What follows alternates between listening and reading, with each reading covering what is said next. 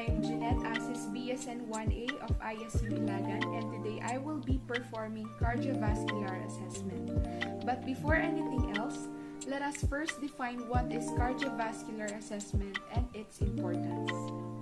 So, the physical examination of the cardiovascular system involves the interpretation of vital signs, inspection, palpation, and auscultation of heart sounds as the nurse evaluates for sufficient perfusion and cardiac output.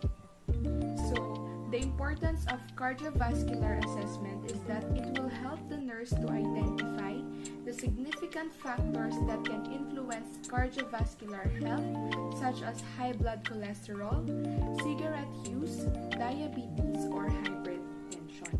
So before we assess our patient, let us first perform hand washing technique to make sure that our hands are clean and safe.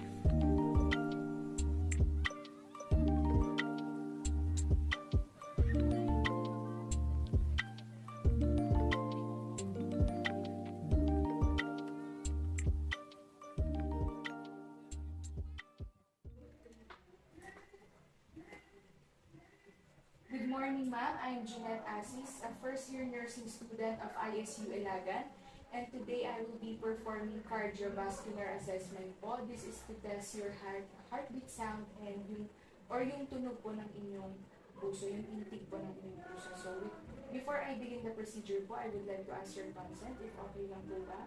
Okay naman. Okay. Before that po, can I know your name, your age, and your birthday po, ma'am? Yes. Ako po si Antonita Asis. Pinanganak ako ng June 13, 1958. 64 years old na po ako, madam. 64 years old. So, that's it. I know that I have the right patient. Let us begin the assessment po.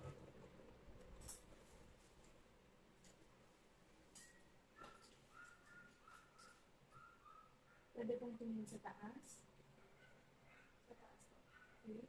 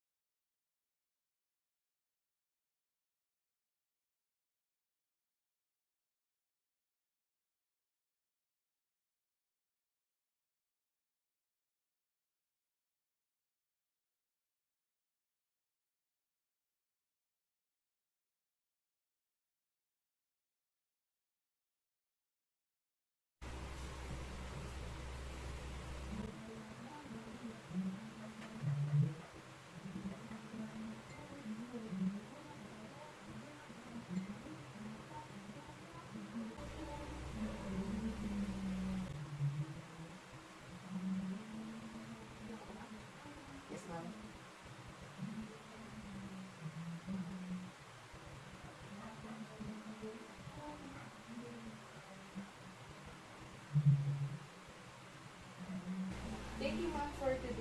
thank you po for your cooperation.